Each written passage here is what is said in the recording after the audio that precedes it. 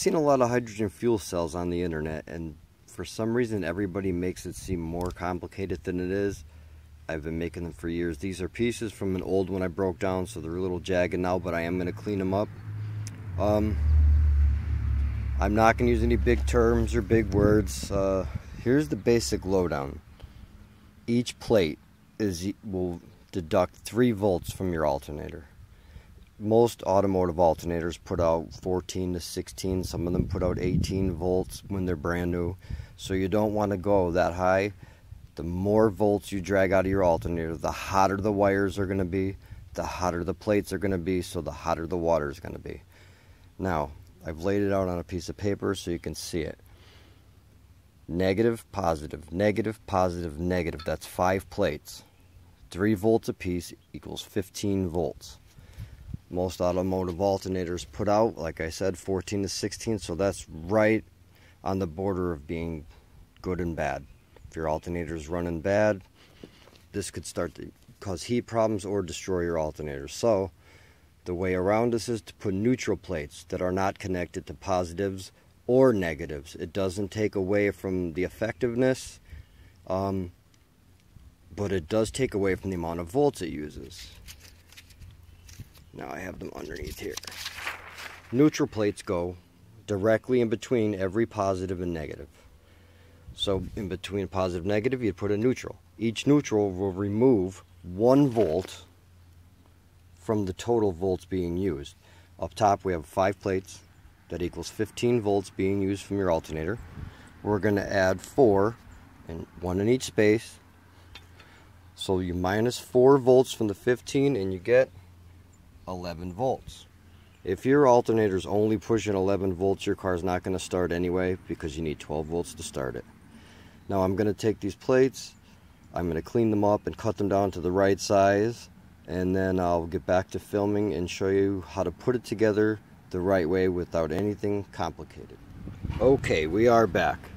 I've taken them, cleaned them up, because like I said, these were off of an old fuel cell. You can see all the negatives and positives. I re-notched to a little notch like that. And the neutrals I cut off into perfect squares. Some of them have holes, some don't. That's because they were off of an old one. It doesn't really matter. So now that's what they look like cleaned up. I'm going to move to the assembly process, and when I get them all in place with a clamp before I hook them together, I'll film it again and let you know how I got to where I'm at. Okay, I'm back. Now, I've got it in the clamp. I don't want you guys to get confused. These sticking up, I'm using as spacers. They're extra stainless steel plates I had laying around. But what I want you to see is this. Negative, negative, negative. And then I flip the positives. So you'll see negative, positive, negative, positive, negative. And in between are all of the neutrals in between the negatives and positive. There's another view. But before I connect them and pull the spacers out, I just wanted to show you how I have it in the clamp. Okay. Now the ones sticking up, like I said, these are going to get yanked out after it's connected, but metal works better to hold them in place because it doesn't give at all. And these plates are about the right width apart for the spacing. So there you have from the top, negatives and positives with the neutrals in between. And I cut that notch, and now you can see why. You just flip the negatives and positives so they don't touch each other. And I'll move on to the next step by attaching them all and then pulling the spacers out of the way. And I'll show you how that looks as soon as I get them together. I'll explain how I got them together and yank them out. And I'm not going to be drilling holes in them. A lot of people drill holes and use nylon bolts, but if you've ever drilled through stainless steel, you better know how to sharpen a bit, because every single plate will dull a brand new bit all the way down to dull. From new to dull, 1 plate. So it's not really worth it. Okay, now, the last time you saw it had wood clamps on it, holding it in place. I have now welded the negatives and positive to 2 tabs, which I found is the easiest thing to do, because drilling through stainless steel is really hard, and you don't need to make it hard. There's actually an easier way to this, and I'll show that in my next video, but this is a pretty stable and cheap way to do it. Now, what I forgot to show you in the last video is the 3 negative tabs. Close, you can see I tapped them backwards away. Back from the neutrals and the negatives. I tapped them back so I can weld a little tab across it. And in the back, what you'll see is you can see the 3 of them stick back further, welded both sides, and I reached over and welded the middle one on top and the bottom, which now that left the positive 2 sticking out enough where, let's see, where I could weld that side and I can weld that side, because there's only 2 positive plates. So that makes my negative connection, which is here, the positive connection, which is here. 2 plates, 3 plates. The neutrals are still not connected to anything, which is why the spacers are here. Otherwise the neutral plates would fall right out.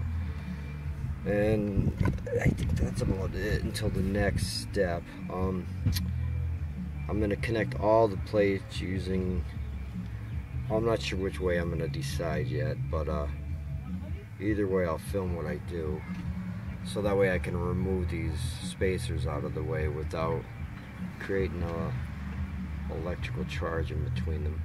Okay, so I'll come back when I figure out which way I'm going to use. Okay, so I've decided, since I'm making it as cheap as possible, I'm going to use a 50/50 resin.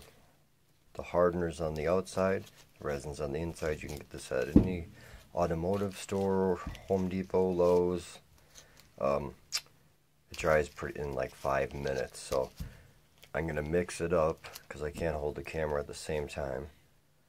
And this is only to hold the plates together so the neutral plates don't move, because all the other plates are already welded. So this is going to hold the neutrals from moving around and closing the spaces up. Also, this does not conduct electricity. I checked it with an ohms meter. You don't want to use any material that's going to conduct electricity, because it'll cause a direct short and nothing will work properly. So I'm going to mix them up, and then I'm going to show you how to just a small amount, just the spacers basically, to keep the neutrals from moving around. Then I can yank these spacers up here out because they don't belong there. Okay. Now, I've taken the resin, as you can see when you first get it. I broke this off. Usually I cut it. There's a hardener and a resin. It's like a brownish color and then a silver color. When you mix them together, it looks more brown.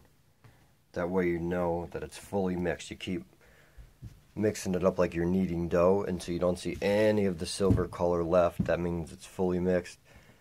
I made 2 triangle shapes for the base because they're going to work as holding the neutrals in place, but they're also going to work to stabilize it. When this resin dries, it actually dries hard as steel, as the stainless steel itself. You could actually use this, a lot of mechanics use it on metal. If there's a crack, they'll put this on, and when it dries, you could actually sand this and grind it and paint it. So it dries as hard as steel, which is why I ohms tested it to make sure there's no metal actually in it. I made these 2 small pieces that I'm going to put on top to hold the neutrals in place. So before they harden, because it only takes about 5 minutes to harden, I'm going to try to do this while I'm on the phone. And like I said, this isn't going to be one of those beautiful looking hydrogen fuel cells, but they're easy to make too. I just want to make a simple one that actually functional and makes hydrogen for now. I can show you how to make a real beautiful expensive one in another video, but for now I just want to show you the bare bones of how easy it is to make it. Now these plates I've had, and I don't remember what gauge they are, and I don't care what gauge they are. They're about 3/16 of an inch thick, maybe almost, yeah, probably about that, or an eighth.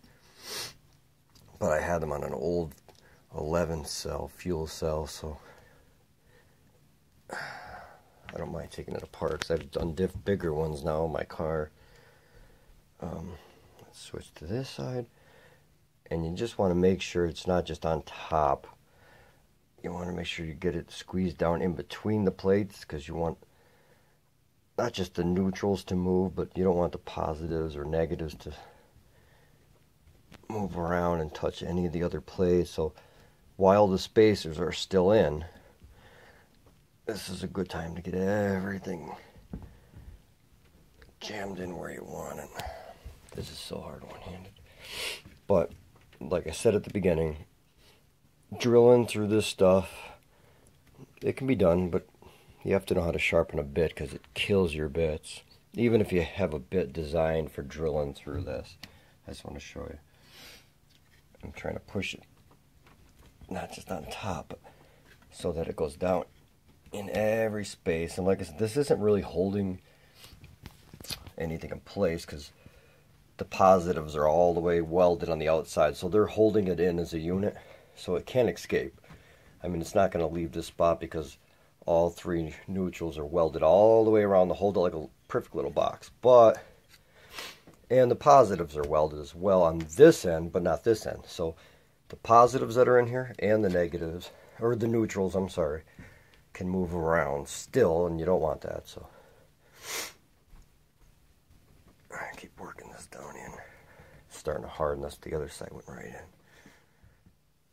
Okay, so I've got it on top of the little triangles, and just to make sure it's down in, I'm going to use my linesmans and tap on top of the resin. Switch hands. Tap on this one. That should help set the resin in on top and bottom on the triangle. Okay, and like I said, this hardens like steel when it's finished, so now after this hardens, it'll turn silver. It won't look brown anymore. And when that happens, I'm going to start filming again, and I'm going to pull all these spacers out so you can finally see what it looks like. Now, the resin dried. I painted them with a little bright translucent green so you could basically see what I was doing, because I noticed in the video it was kind of hard to see with the resin being so dark. There's the picture with the light. You can see the triangle shaped bases I was making. It does make it stable, but they also are up inside to hold the plates. I just want to show you. You see how I shoved them. You can see the resin down inside the plates to hold them from moving at all. And it hardens like steel, like I said. Now the spacers are, I always want to show you. You can see right through the plates. All I have to do now, it's actually ready. You can put it in water and test it, which I'm going to do as soon as I finish this. Like I said, positive, negative, these are not cleaned up or anything. I've got to the point now where, before I even test it in water, well, maybe I'll test it first. Now you got to do something with these, negative and positive. Yeah, because this has to be in a container, sealed so it doesn't leak, and these have to stick out and go to a negative, positive toggle switch, or a fuse, which I'm gonna film. But so now these have to get shaped, cleaned up, weld a bolt onto them, or just take them out and basically just stick them out of a bucket if you want to be cheap about it. Put a slice in the lid, slide them up through, and put a clip on them and hook them to the battery if you want to try to go bare bones with it, which is nothing wrong with that. If you want to unhook it to fill it, then you just take 2 clips off and pull it right out, which sometimes less is more, you know. You go through all the trouble drilling holes and nuts and bolts and hook it up permanently, and something happens, you have to reverse it. So, okay, I am going to test it today, so I'm going to put it in a bucket of water, and I'm going to hook it to a negative and positive to show you basically how much this will put out before I go building a container or finding a container, because I want to try to keep it as small as possible, because if you look under the hood of your car, you'll find out there's not a lot of room for anything really, so you can see down through them now. So you got to try to keep them as small as possible, unless you have a car with a lot of room. The one I have in my car is 21 plates, but I have it in my trunk, and I ran the hydrogen lines under the car to the motor. But that's a whole nother thing. This is a nice small tight one. You can hide it in any car you want pretty much. Okay, I am going to head out to the shed and try to film this, make it some hydrogen. Okay, so I'm ready to test it out. You've seen how we got up to this point. You know that the outside plates are negatives, the 2 center plates are positives, and 4 neutral plates. So this is a 9-plate hydrogen fuel cell, and I pretty much built it for free with stuff I had laying. I did have to buy 1 stainless steel welding rod.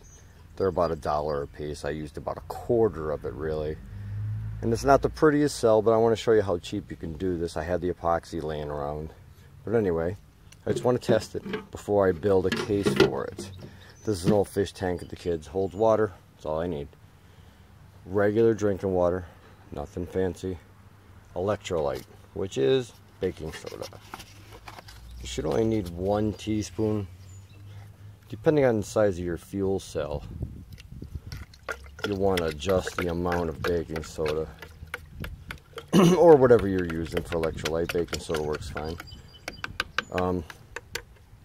If you don't have any electrolytes in the water, which I've seen people do tests online and they try to debunk the hydrogen fuel cell, it's not going to make any hydrogen. You're wasting your time.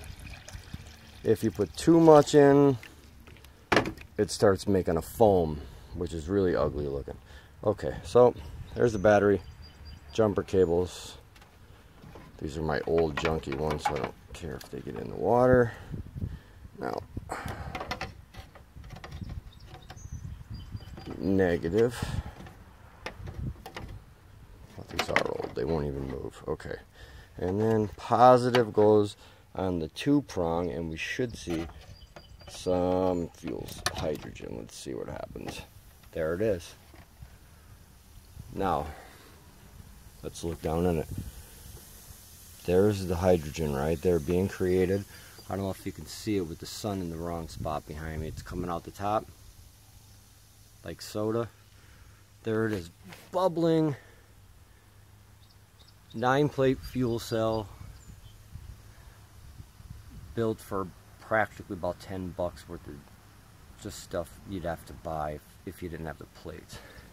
Alright, now unhook the positive. You can see how much hydrogen that's making. Watch when I stop. And it's going to calm right back down. And there you have it.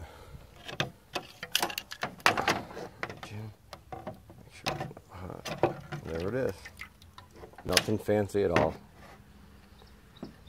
4 negatives. Or, I'm sorry, I keep saying that.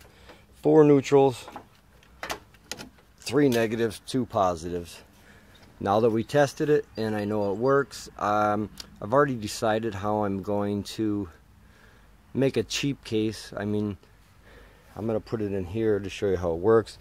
You can see in this van I just bought, there's actually enough room to fit an entire car battery, so I can go nuts with it. But I'm not. I'm going to show you how to make a nice, small, tight unit, because most cars don't have room at all. So I like to have it, you know, relative to how everyone else would use it. Okay, I found some junk plastic at the scrapyard. The guy let me have it because it's kind of dirty, old plexiglass from a window. But I'm going to show you how to cut it down and literally build a small cell from junk. I had to buy a $7 tube of silicone, and that's about it. I have the saw, got the plastic at the scrapyard, $7 silicone, and I might pick up 1 or 2 adapters for $2-3 each, but I'll let you know. I'll be right back.